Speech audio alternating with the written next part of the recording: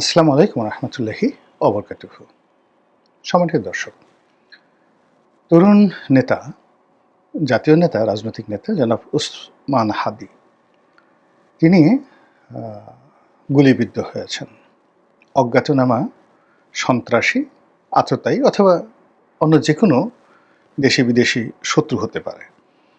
তারা হতে পারে গণতন্ত্রের শত্রু, তারা হতে পারে দেশের শত্রু, বিদেশি শত্রু, তারা হতে পারে কোনো গুপ্ত সংস্থা, গোয়েন্দা সংস্থা, এমনকি জনাব হাদির যে রাজনৈতিক সংগঠন, সেই সংগঠনের তার প্রতি যারা বিক্ষুব্ধ তাদের দ্বারাও তিনি গুলিবিদ্ধ হতে পারেন।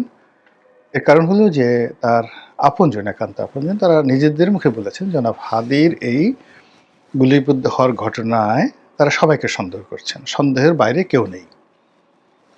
এখানে জনাব হাদি এই গত 14 মাস ধরে বাংলাদেশের একজন আলোচিত, সমালোচিত, বিতর্কিত রাজনৈতিক ব্যক্তিত্ব। সবকিছুর ঊর্ধ্বে যে জিনিসটি আমাদেরকে নাড়া দেয় সেটি হলো তার একটি ব্যক্তিগত সহজ সরল স্বাভাবিক জীবন ছিল, যেটি এখন প্রকাশিত হয়ে গেছে। আমার সৌভাগ্য হয়নি তার সঙ্গে কখনো কথা বলার কিংবা তার সঙ্গে সরাসরি মুখোমুখি দেখা হওয়ার কখনো সুযোগ হয়নি। টেলিভিশনে তাকে দেখেছি, তার বক্তব্য শুনেছি। তো তার বক্তব্য প্রদানের ক্ষেত্রে বা প্রতিপক্ষকে ঘায়েল করার ক্ষেত্রে, জনগণকে উত্তেজিত করার ক্ষেত্রে যে কজন তরুণ প্রজন্মের নেতা এই গত 15 মাসে আমাদের সামনে এসেছে, নিঃসন্দেহে তাদের মধ্যে জনাব হাদি একেবারে সম্মুখ সারির। তার রাজনৈতিক ভবিষ্যৎ কি আছে বা কি হতো সেটা মুখ্য বিষয় না। মূল ব্যাপার হলো জুলাই আগস্ট বিপ্লবের পর অলমোস্ট প্রায় 20-25 জন মেধাবী তরুণ নেতৃত্ব আমাদের সামনে এসেছে। এদের অনেকের বিরুদ্ধে অনেক বদনাম এসেছে, দুর্নাম এসেছে।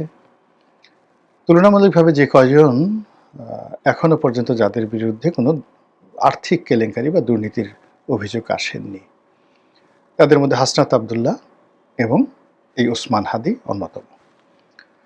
তো জনাব উসমান হাদি তার যে এই গুলিবিদ্ধ হওয়াটা, এটা এই সময়ের সবচেয়ে আলোচিত ঘটনা। পুরো দেশ রীতিমতো স্তম্ভিত, একে অপরের দিকে সন্দেহের তীর ছোড়াছুড়ি চলছে।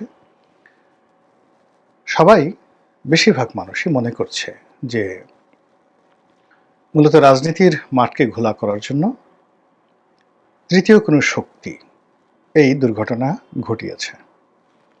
এখন তৃতীয় শক্তি বলতে বোঝাচ্ছে যে এখানে ক্ষতিগ্রস্ত হয়েছেন জনাব হাদি। দ্বিতীয় শক্তি হলো যে এই হাদির গুলিবিদ্ধ হওয়ার মাধ্যমে যাদেরা বেনিফিটেড হবেন, যাদের লাভ হবে, তারা হলো দ্বিতীয় পক্ষ। আর তৃতীয় পক্ষ হলো যে দ্বিতীয় পক্ষ যাদেরকে ভাড়া করেছে এই অপকর্মটি ঘটানোর জন্য। এখানে একটা বিষয় একেবারে খুবই প্রণিধানযোগ্য, সেটি হলো জনাব উসমান হাদিকে যে বা যারা গুলি করেছে তারা প্রফেশনাল, দক্ষ কিলার বা দক্ষ শুটার। এবং এখানে একাধিক শ্যুট হয়েছে বলে মনে হচ্ছে না, একটা মাত্র গুলি একেবারে নিশ্ছিদ্র লক্ষ্যবস্তুতে আঘাত এনেছে। এবং এখন পর্যন্ত এই গুলি উদ্ধার হয়েছে, এই গুলি কি স্নাইপার রাইফেলের নাকি পিস্তলের, এই বিষয়গুলো আমরা এখন পর্যন্ত বুঝতে পারিনি। 2 নম্বর হলো যে এখানে দৃশ্যের পেছনে দৃশ্য থাকতে পারে। যেমন দেখা গেল যে একটি গ্রুপ এখানে পিস্তল উঁচিয়ে ক্যামেরার সামনে ধরা পড়েছে বা তাদেরকে ধরিয়ে দেওয়া হয়েছে।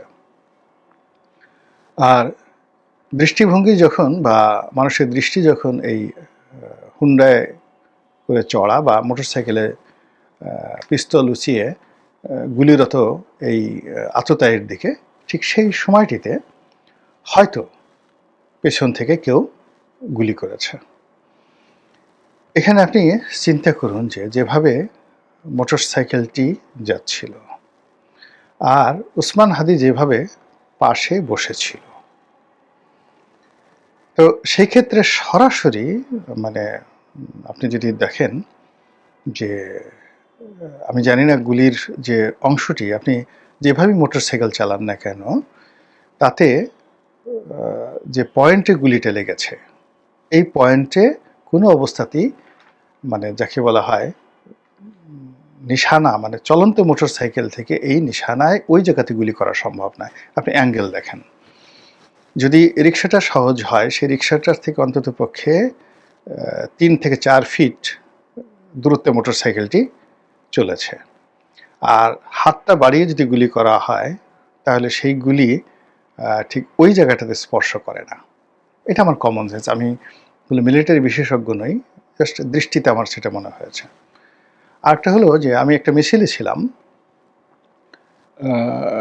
সেই মিছিলে একটা এরকম গুলির ঘটনা ঘটেছিল। অর্থাৎ আমরা যখন ছাত্রলীগ করতাম, তখন সেই জহুরুল হক হল এবং মহসিন হলের মধ্যে গোলাগুলি হচ্ছিল একদিন। আপনাদের মনে আছে যে জহুরুল হলের ভিপি, বিখ্যাত ছাত্রনেতা জনাব চুন্নু, তিনি নিহত হয়েছিলেন। ওই দিন আমি একেবারে ওই মিছিলে ছিলাম, ঘটনার চাক্ষুষ সাক্ষী। আমার চোখের সামনে এই ঘটনাটা ঘটেছে। এখন আমরা সবাই মিছিলে যাচ্ছিলাম। তো যারা ছাত্রলীগের সামনের সারিতে ছিলেন, চুন্নু ভাই সহ, সব মিলিয়ে সকল ওখানে 50 জনের মতো লোক ছিল। এর মধ্যে 10 থেকে 15 জন লোক, তারা সবাই অস্ত্রধারী ছিল।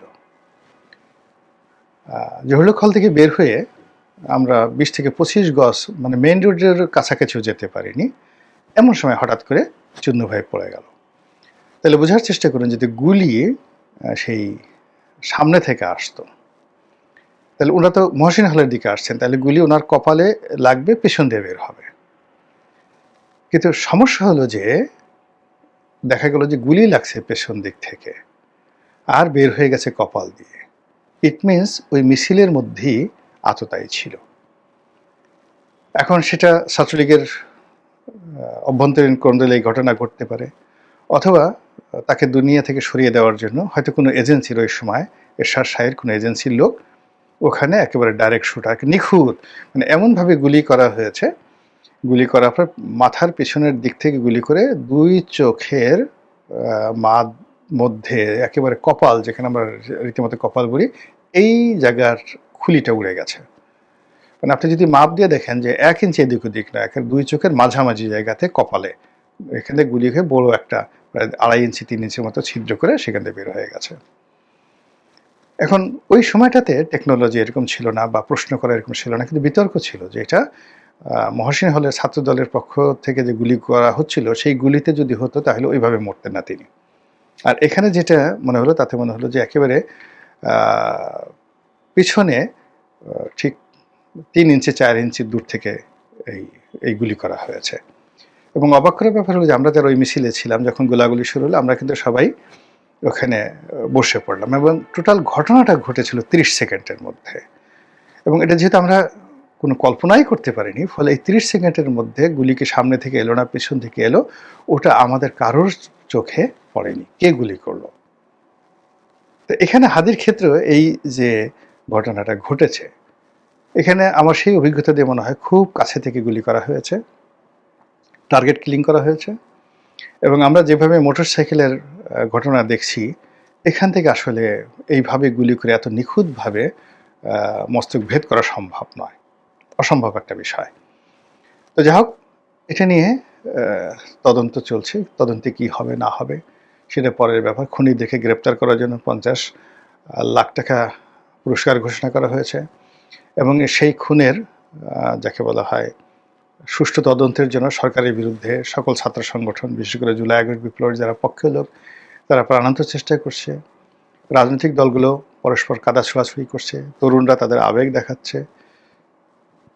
এবং ডক্টর মোহাম্মদ ইউনূস তিনি নিজের মুখে বলেছেন যে জনাব হাদির এই যে গুলিবিদ্ধ হওয়া, এটা নির্বাচন বানচাল হওয়ার চক্রান্ত। এখন পর্যন্ত আমরা সেটা, আমি এই ভিডিওটা করছি শনিবার দিন, আর জনাব হাদি গতকাল অর্থাৎ শুক্রবার দিন তিনি গুলিবিদ্ধ হয়েছেন। তো আজকে শনিবার পর্যন্ত যে খবরাখবর তাতে সারা বাংলাদেশের কোথাও নির্বাচন বিঘ্নিত হতে পারে, নির্বাচনের ট্রেন্ড থেমে গিয়েছে, এরকম কোনো ঘটনা নেই। তিনি এভার কেয়ার হাসপাতালে চিকিৎসারত অবস্থায় আছেন। তার স্বাস্থ্য নিয়ে হাসপাতালের কর্তৃপক্ষ বিবৃতি দিচ্ছেন। আর ওখানে বেগম জিয়াও যেহেতু আছেন এসএসএফের কঠোর প্রহরা, ফলে ওটা নিয়ে আপাতত ধীরে ধীরে মানুষের যে আবেগ উচ্ছ্বাস, সেই হাসপাতাল কেন্দ্রিক আবেগ উচ্ছ্বাস যেটা ঢাকা মেডিকেলে থাকলে হতো, এটা এখন এভার কেয়ার কেন্দ্রিক হবে না। কিন্তু যেটা হবে সেটা হলো যে এই ঘটনা নিয়ে পানি ঘোলা করার চেষ্টা করা হবে, প্রচুর পানি ঘোলা করার চেষ্টা করা হবে। কিন্তু আমার কাছে যেটা মনে হচ্ছে যে নির্বাচন নিয়ে এখন মানুষের যে আশা আকাঙ্ক্ষা কিংবা দেশের যে চলমান অর্থনৈতিক সমস্যাগুলো রয়েছে সেগুলো, আন্তর্জাতিক যে সমস্যাগুলো রয়েছে, এবং there are many unseen events awaiting, অপেক্ষা করছে অনেক অদৃশ্য, যাকে বলা হয় বালা মুসিবত। তো সেইগুলো প্রতিদিনই আমাদের যে দেশের রাজনীতি, অর্থনীতি সব মিলিয়ে এটাকে একটা অস্থির অবস্থার মধ্যে ফেলে দিয়েছে। ওসমান হাদির এই গুলিবিদ্ধ হওয়ার ঘটনা অনেকের মনে ভয় ধরিয়ে দিয়েছে, এতে কোনো সন্দেহ নাই। তরুণ যারা বিপ্লবী আছেন অনেকে অশ্রুসিক্ত, অনেকে হতোদ্যম, এবং এরকম একটা পরিস্থিতি যখন ঘটে, তাও আবার ইলেকশনের এই মুহূর্তে, যে যতই বড় কথা বলুক না কেন যে রক্তের বদলা নেব, তারপরে এক হাদি গেলে তাতে কি হবে, 100 হাদি জন্ম নেবে, আসলে হাদি একজনই জন্ম নেয়, আবু সাইদ একজনই জন্ম নেয়। এরকম বিপ্লবী, এরকম সাহসী, এরকম দুর্নির্বার লোক খুব অল্প, খুব অল্প। তো যার জন্য এটা আর হবে না। তাকে বাঁচিয়ে রাখাটা আমাদের জন্য দায়িত্ব এবং কর্তব্যের মধ্যে ছিল। তাকে হুইপিং করা, তাকে সাজেশন দেওয়া, বা তাকে ভালো পথে রাখা, যে যতটুকু বিতর্ক তাকে নিয়ে হয়েছে, এইটা ইচ্ছা করে আমাদের যারা সিনিয়র নেতৃবৃন্দ তার সঙ্গে আছেন তারা তাকে বুঝালেই এই জিনিসটা পারা যেত। এর কারণ হলো বিপ্লব এমন একটা জিনিস বা অভ্যুত্থান এমন একটা জিনিস, সেই অভ্যুত্থানে যারা সফল হন তারা অনেকটা পাগলা ঘোড়ার মতো হয়ে যান।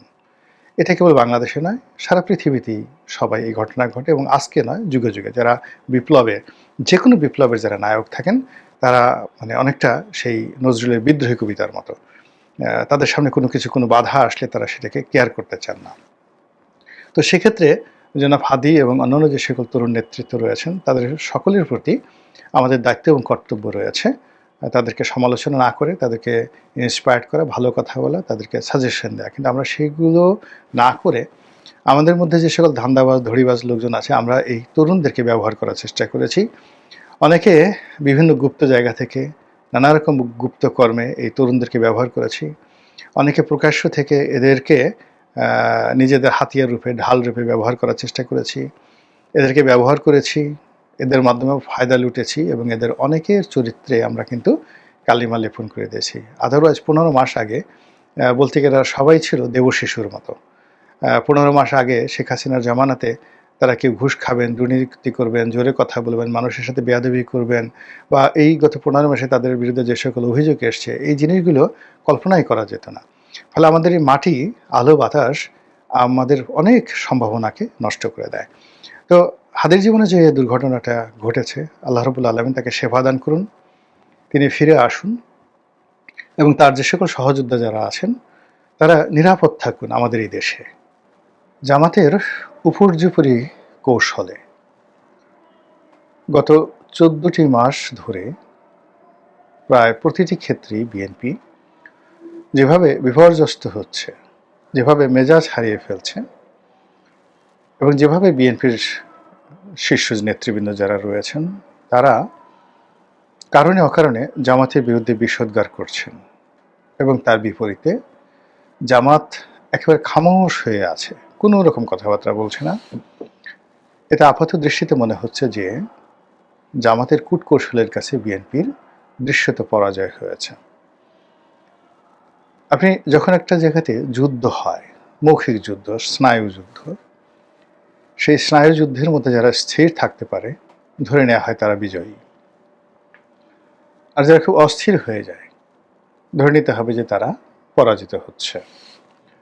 তো সেই দিক থেকে গত 14 বা 15 মাস ধরে আমরা সেই বিএনপি শীর্ষ পর্যায়ে যারা নেতৃবৃন্দ রয়েছেন, ইনক্লুডিং জনাব তারেক রহমান সাহেব, তারা সকলে মিলে জামাতের ব্যাপারে তাদের যে মতামত, জামাতের সঙ্গে ঐক্য করা না করা, জামাতকে বন্ধু ভাবা বা শত্রু ভাবা, আগামী দিনে জামাতকে কিভাবে মোকাবেলা করার জন্য কর্মকৌশল তৈরি করা হবে, সেই বিষয়গুলো নিয়ে অন্তত 10 থেকে 15 বার তারা তাদের সিদ্ধান্ত পরিবর্তন করেছে।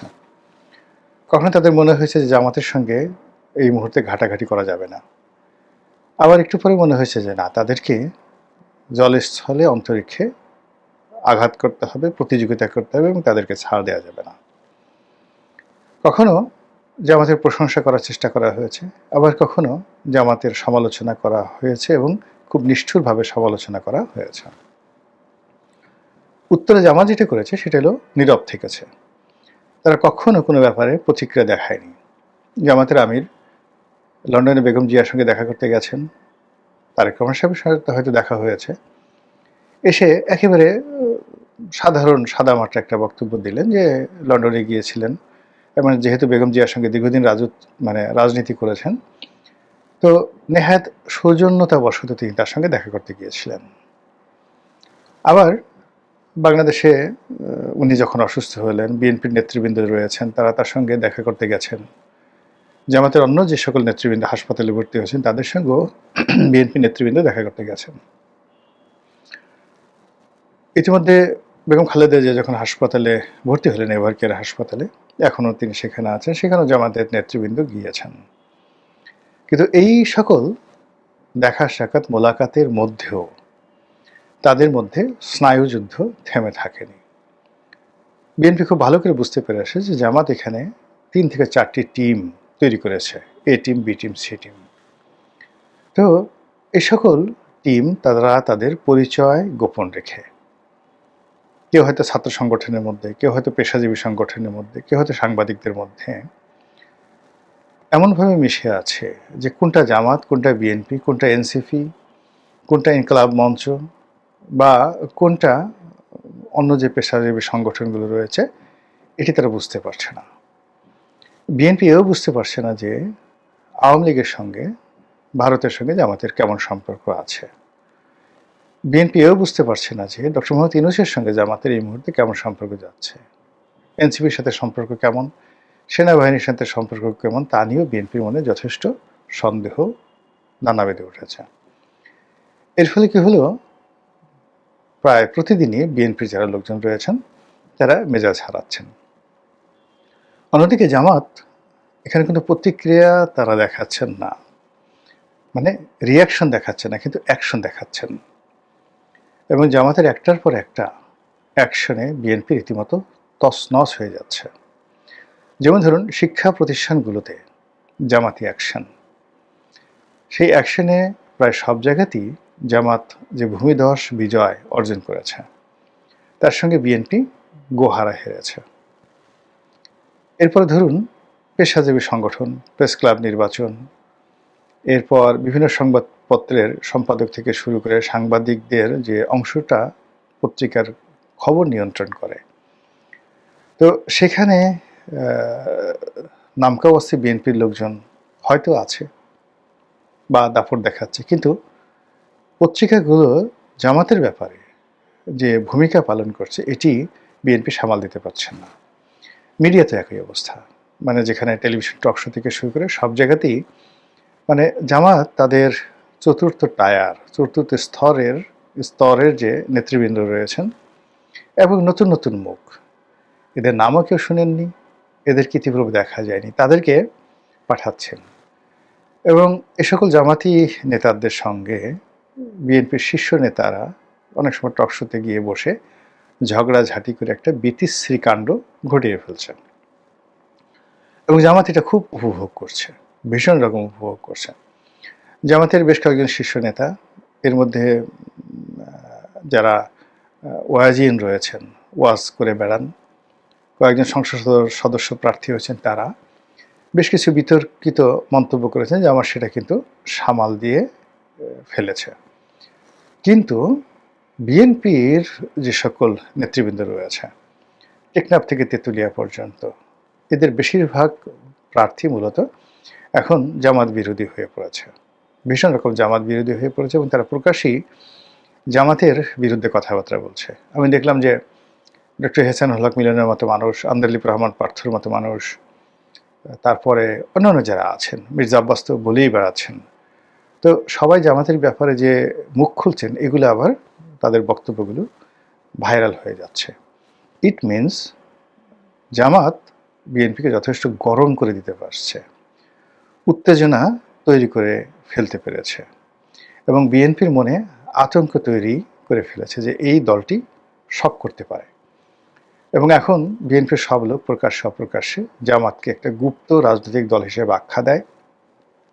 আর সেই গুপ্ত রাজনৈতিক দলের যে ছদ্মাবরণে সারা বাংলাদেশে বিএনপি যে কী করছে আর জামাত যে কী করছে, এটা কোনো পক্ষই বুঝতে পারছে না। বিএনপির মিছিল বড় হচ্ছে, মিটিং বড় হচ্ছে, রাত বিরেতে তারা ঘুরে বেড়াচ্ছে, আর জামাতের মহিলারা ঘরে ঘরে ঢুকে যাচ্ছে। এই বিপুল সংখ্যক মহিলা কর্মী বিএনপির নাই, এটা হল বাস্তবতা। 2 নম্বর হলো যে বিএনপির মেজাজ খারাপ করার জন্য বিভিন্ন জায়গাতে গিয়ে শুধুমাত্র চাঁদাবাজ এই একটি শব্দ তারা বলে ফেলছে। কখনো এবি পার্টির মাধ্যমে, কখনো নুরুল হক নুরুর মাধ্যমে, কখনো সেই চরমোনাই পীর সাহেবের মাধ্যমে, কখনো তাদের নিজেদের চতুর্থ স্তরের যে নেতা রয়েছেন তাদের মাধ্যমে, কখনো এনসিপির মাধ্যমে, আবার কখনো কখনো সরকারের যারা কর্তা ব্যক্তি রয়েছে তাদের মাধ্যমে। তো যখনই চাঁদাবাজ, জালেম এই শব্দগুলো মানে বিভিন্ন অ্যাঙ্গেল থেকে উচ্চারিত হচ্ছে, অমনি বিএনপি মেজাজ হারিয়ে ফেলছে, এবং বিএনপি বোঝানোর চেষ্টা করছে যে তোমরা আমাকে বা আমাদেরকে যত কথাই বলো না কেন, যে গোপনে খোঁজা মারার চেষ্টা করছো, এটা কিন্তু আমরা বুঝতে পেরেছি। এর ফলে কি হলো, এই ডিসেম্বর মাসে এসে যখন তফসিল ঘোষণা করা হলো, তখন বিএনপি এবং জামাতের যে বিরোধটি, এটি এখন রীতিমতো অহিনকুল দাগ কুমড়ার সম্পর্কের পর্যায়ে চলে গেছে, আর এখানে কোনো বন্ধনও সম্ভব নয়। অন্যদিকে বিএনপি প্রথমে আশা করেছিল যে তারা একটা বৃহত্তর রাজনৈতিক যাকে বলা হয় জোট গঠন করবে, এবং জোটের সঙ্গী সাথী যারা আছে তাদেরকে 100টি সিট ছেড়ে দেবে। কিন্তু এখন এই পর্যায়ে এসে বিএনপি কাউকে বিশ্বাস করতে পারছে না। একেবারে বিশ্বাস করেন, কাউকে তারা বিশ্বাস করতে পারছে না। তাদের কাছে মনে হচ্ছে যে 300টি আসনে নিজেদের প্রার্থী তারা যদি পরাজিতও হয় তবুও ভালো, কিন্তু যারা জোট সঙ্গী তাদের জন্য কোনো একটা প্রার্থীকে অফ করে দেওয়া, এই মুহূর্তে বিএনপি নিজেদেরকে মানে নিরাপদ মনে করছে না। বেশিরভাগ আসনে বিএনপি প্রার্থী ঘোষণা করেছে, 28টির মতো পদে এখনও তারা প্রার্থী ঘোষণা করেনি। কিন্তু এখন যে পরিস্থিতি হয়ে গেছে, বিশেষ করে ওসমান হাদির যে গুলিবিদ্ধ হওয়া, বেগম জিয়ার অসুস্থতা, এবং তারেক রহমান সাহেবের 25শে ডিসেম্বর তারিখে দেশে ফেরা, এই ঘটনার মধ্যে যেটা বোঝা যাচ্ছে যে বিএনপির আসলে এখন কোনো অপশন নেই বাট টু ফাইট। তাকে এ যুদ্ধে জড়াতেই হচ্ছে, লড়াই তাকে করতে হবে। আর লড়াই করার জন্য কখনোই দেখা গেল যে রাজপথে যাদেরকে নিয়ে যুগপৎ আন্দোলন করেছে, আন্দোলন একটা জিনিস, কিন্তু এই মুহূর্তে জামাতের সঙ্গে একটা সিমেন্টেড এবং রেজিমেন্টেড সংঘবদ্ধ একটি রাজনৈতিক শক্তি, যাদের অর্থ আছে, টাকা আছে, কানেক্টিভিটি আছে, ঠান্ডা মেজাজ আছে, তারপরে তাদের যাকে বলে অন্যের মেজাজ গরম করে দেওয়ার জন্য দেয়ার আর ম্যানি ম্যানি মেশিনস, তাদের অনেকগুলো যন্ত্র আছে। সেই প্রোপাগান্ডা মেশিন দিয়ে তারা যে কোনো মানুষের মেজাজ গরম করে দিতে পারে। তো এই অবস্থাটায় বিএনপি মনে করছে যে এখন তাদেরকে মানে জলে স্থলে অন্তরিক্ষে লড়াই করতে হবে জামাতের সঙ্গে, এবং এখন তারা খুব হাড়ে হাড়ে টের পাচ্ছে যে বিগত দিনে জামাতের সঙ্গে তাদের যে সম্পর্ক, সেই সম্পর্ককে ভিত্তি করে কিভাবে বিএনপি দুর্বল হয়েছে, আর কিভাবে সেই সম্পর্ককে টিকিয়ে ব্যবহার করে জামাত শক্তিশালী হয়েছে। এবং জামাত এখন তাদের চোখের সামনে যত নৃত্য করছে, যত তারা রাজনীতির নীতিবাক্য তারা বলছে, এবং যত বেশি দেশি বিদেশি কূটনীতিবিদ যারা আছেন তাদের সঙ্গে সাক্ষাৎ করছে, ব্যবসায়ীরা যখন দলে দলে তাদের অফিসে যাচ্ছে, এটি বিএনপির জন্য একটা রীতিমতো অবমাননাকর, ভীষণ রকম অবমাননাকর। এবং এই অবমাননার কারণে তাদের যে গত 14 মাসে বিজয়ের যে বা জয়লাভ করার যে শতভাগ তাদের যে আস্থা ছিল, বিশ্বাস ছিল, এটি চির ধরেছে। ফলে জনাব তারেক রহমান সাহেব বলতে বাধ্য হচ্ছেন যে নির্বাচন যত সহজ মনে করা হচ্ছে আসলে নির্বাচনটা অত সহজ হবে না।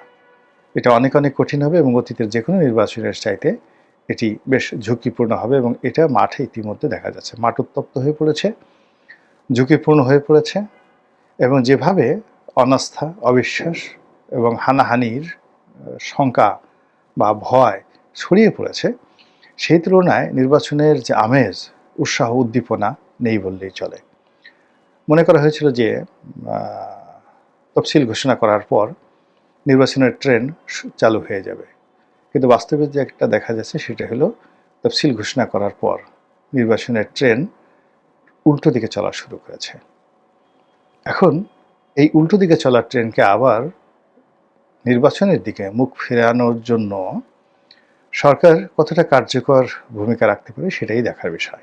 পাক ভারত উপমহাদেশের রাজনীতি যখন টলটলায়মান, এখানে মার্কিন যুক্তরাষ্ট্র এমন কিছু করার চেষ্টা করছেন পাকিস্তানে, বাংলাদেশে, যার প্রেক্ষিতে ভারতকে আগামী দিনগুলোতে খুব কঠোর অবস্থানে যেতে হবে এবং সেখানে তাদের যে সম্পর্ক, আমেরিকার সাথে যে সম্পর্ক, সেই সম্পর্কের ক্ষেত্রে একটা নতুন মাত্রা যুক্ত হবে এবং একই সঙ্গে রাশিয়ার সঙ্গে তাদের যে সম্পর্ক, সেই সম্পর্কটিকে আরও নতুন করে ঝালাই করতে হবে।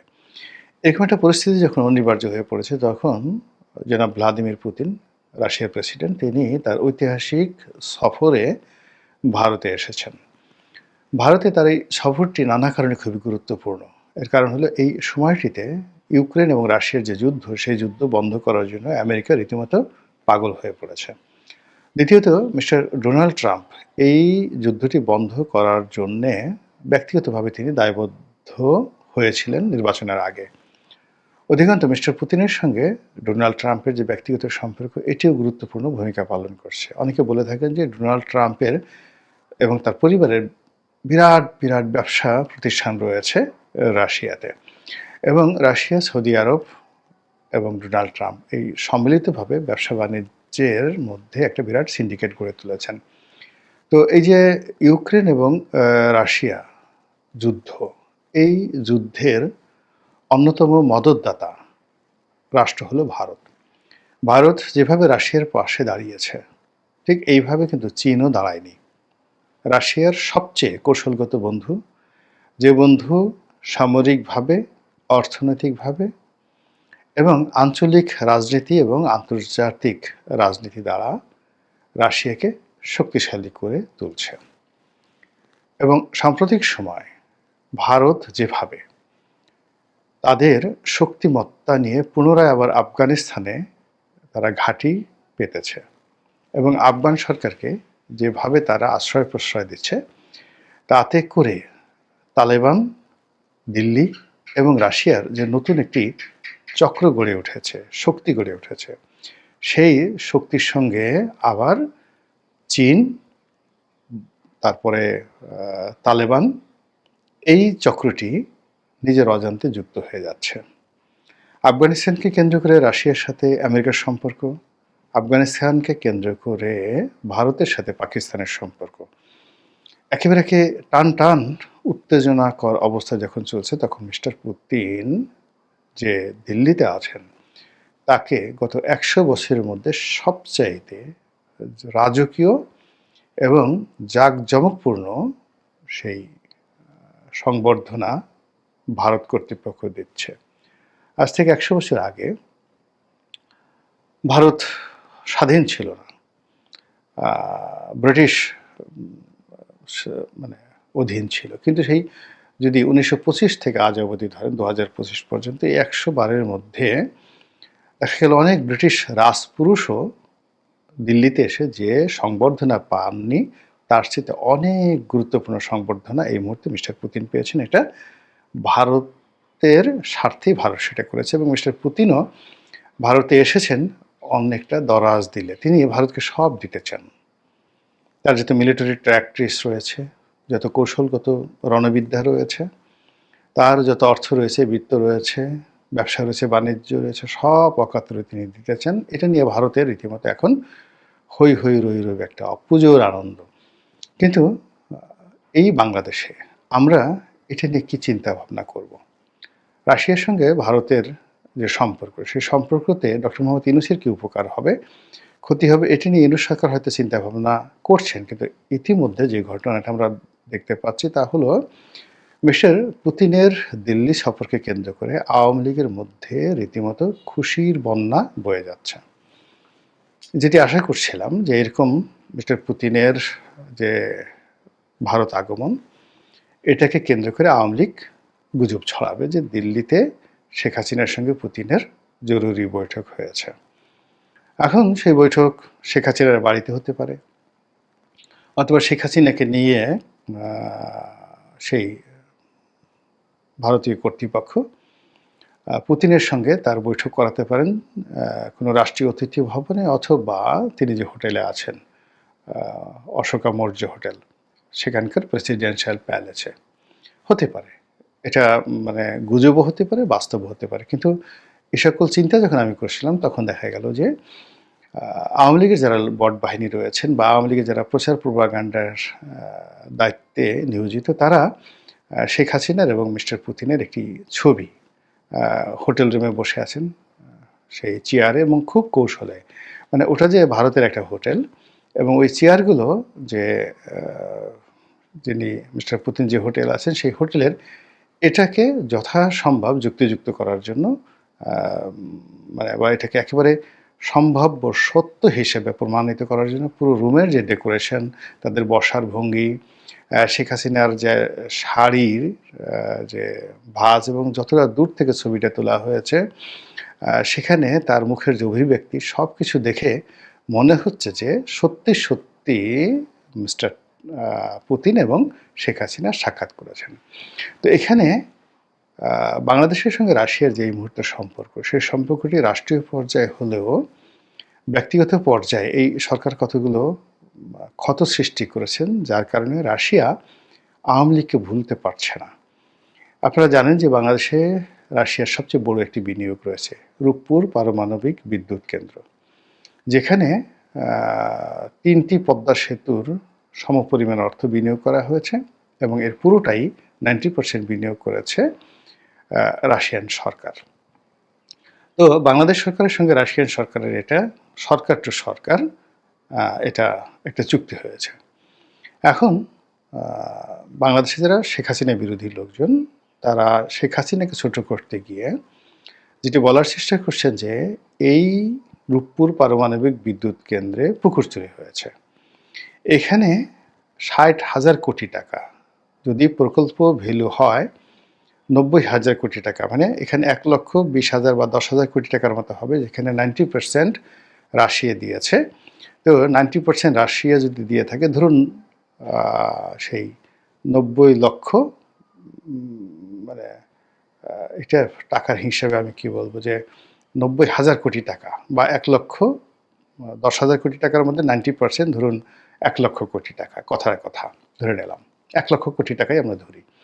তো 1 লক্ষ কোটি টাকা রাশিয়ান গভর্নমেন্ট এখানে বিনিয়োগ করেছে।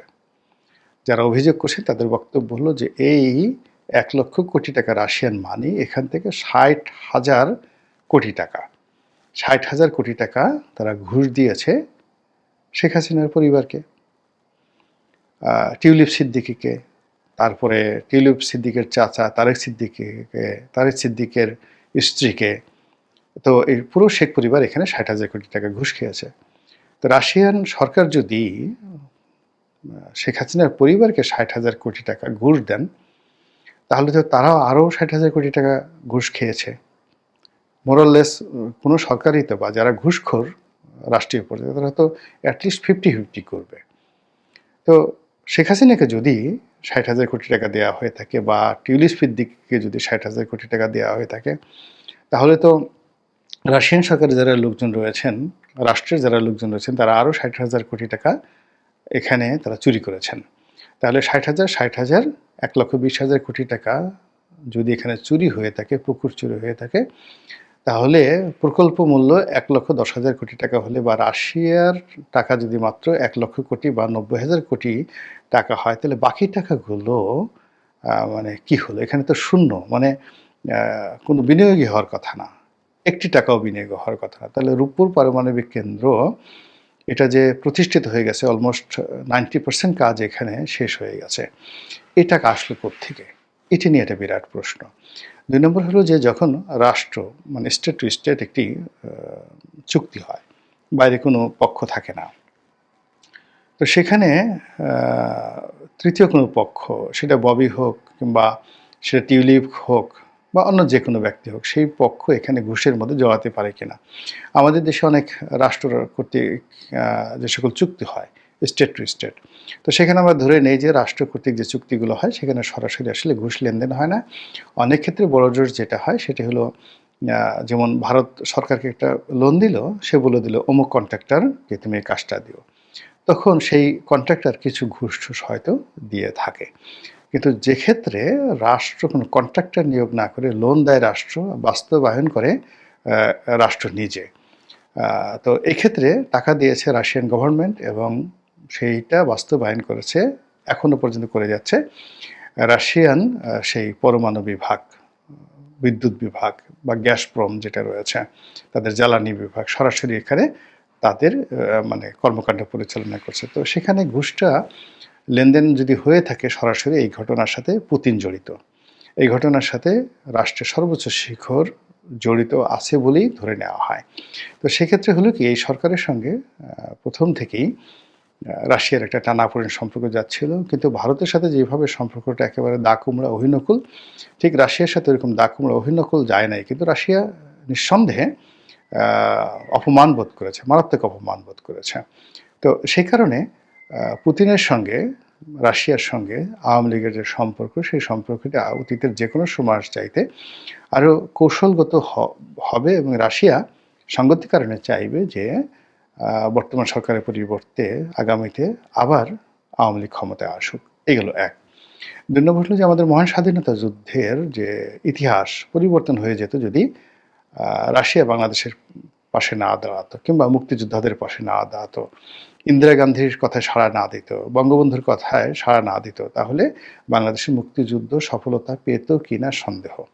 মুক্তিযুদ্ধ পরবর্তী সময়ে আমাদের বাংলাদেশে রাশিয়ান বাহিনীর উপস্থিতি, এক্সপার্টদের উপস্থিতি, বিশেষ করে যেভাবে পাকিস্তানি হানাদাররা আমাদের চট্টগ্রাম বন্দরকে মানে গ্রেনেড দিয়ে, টর্নেডো দিয়ে, টর্পেডো দিয়ে, মানে ভূমির নিচে যে সকল মাইন পাতে, নদীর নিচে যে সকল মাইন পাতে এবং যেভাবে তারা শত শত জাহাজ ডুবিয়ে দিয়ে কর্ণফুলী চ্যানেলটিকে চলাচলের অনুপযুক্ত করে দিয়েছিলেন। এটা রাশিয়ান সরকারের সহযোগিতা না হলে হয়তো বাংলাদেশ ভারতের সহযোগিতা নিয়ে এই কাজটি ৫ বছরে করতে পারত না। আর এককভাবে বাংলাদেশের প্রযুক্তি দিয়ে ওই কাজ কোনোদিন সমাধান করা সম্ভব ছিল না। তো যুদ্ধবিধ্বস্ত বাংলাদেশ পুনর্গঠনে এক্ষেত্রে রাশিয়া যে সাহায্য করেছে, সহযোগিতা করেছে, এটা ঐতিহাসিকভাবে সত্য। কাজেই আমাদের মুক্তিযুদ্ধের সঙ্গে রাশিয়ার একটা সম্পর্ক রয়েছে। আর মুক্তিযুদ্ধের নেতৃত্বকারী দল হিসেবে আওয়ামী লীগ, আর সেই আওয়ামী লীগের শাসনকাল শেখ হাসিনার জামানাতে পুতিনের সঙ্গে রাশিয়ার সঙ্গে বাংলাদেশের একটা অসাধারণ সম্পর্ক গড়ে উঠেছিল, বেটার দ্যান ইভেন যাকে বলা হয় ভারত বাংলাদেশের সম্পর্কের বাইরে অসাধারণ একটি সম্পর্ক গড়ে উঠেছিল। তো সেই সম্পর্কটি কথা বলবে, কাজ করবে এবং সেই সম্পর্কটিকে পুঁজি করে উভয় রাষ্ট্র চেষ্টা করবে তাদের ফায়দা আদায় করার জন্য এবং ব্যক্তি হিসেবে শেখ হাসিনা কিংবা পুতিন চাইবেন যে এই সম্পর্কের দোহাই দিয়ে কিছু একটা করার জন্য। তো সেটাই এই দিল্লি সফরের সময় আওয়ামী লীগের লোকজন প্রচার করার চেষ্টা করছে। কাজেই এটা গুজব হতে পারে, আবার সত্যও হতে পারে, কিংবা ধরুন একেবারে তাদের একেবারে সাক্ষাৎ হয়নি, 100% গুজব। কিন্তু যে প্রেক্ষাপট তৈরি হয়েছিল মিস্টার পুতিনের সঙ্গে এবং যে প্রেক্ষাপট তৈরি হয়েছিল 1971 সনে আওয়ামী লীগ জামানাতে রাশিয়ার সঙ্গে বাংলাদেশের সম্পর্কের যে একটা ধারাবাহিক ইতিহাস গড়ে উঠেছিল আওয়ামী লীগের এই দুর্দিনে, মিস্টার পুতিন তাকে স্মরণ করবেন, এটাই স্বাভাবিক। আর অন্যদিকে আওয়ামী লীগ পুতিনের ভয় দেখিয়ে, রাশিয়ার ভয় দেখিয়ে বর্তমান সরকারকে নাস্তানাবুদ করবে, এটাই স্বাভাবিক। তো সেই কাজটা চলছে, গুজবের কাজটি চলছে। কিন্তু আল্লাহ না করুক যদি সত্যিকার অর্থেই রাশিয়া আওয়ামী লীগের ব্যাপারে, শেখ হাসিনার ব্যাপারে বেশি আগ্রহ দেখায় এবং এই সময়টিতে এখানে আমেরিকা যেভাবে তাদের উপস্থিতি প্রমাণ করছে, যেভাবে এখানে ডিপ স্টেটের কথা শোনা যাচ্ছে, যেভাবে এখানে মানবিক করিডোরের কথা শোনা যাচ্ছে, সেন্ট মার্টিন দখলের কথা শোনা যাচ্ছে। এখানে বে অফ বেঙ্গল কে নিয়ে, অর্থাৎ বঙ্গোপসাগরকে নিয়ে যেভাবে মার্কিন আগ্রহ দেখা যাচ্ছে, তাতে করে পুতিন যদি বাংলাদেশে চলে আসেন, শেখ হাসিনা তো দেখার কথা, এসে বাংলাদেশে কারোর সঙ্গে দেখা করেন, আওয়ামী লীগের নেতৃবৃন্দের সঙ্গে, এটাও আশ্চর্য হওয়ার কিছু নেই। রাজনীতিতে শেষ বলে কোনো কথা নেই। মহান আল্লাহ আমাদের সবাইকে হেদায়েত দান করুন এবং হেফাজত করুন। আসসালামু আলাইকুম ওয়া রাহমাতুল্লাহি ওয়া বারাকাতুহু।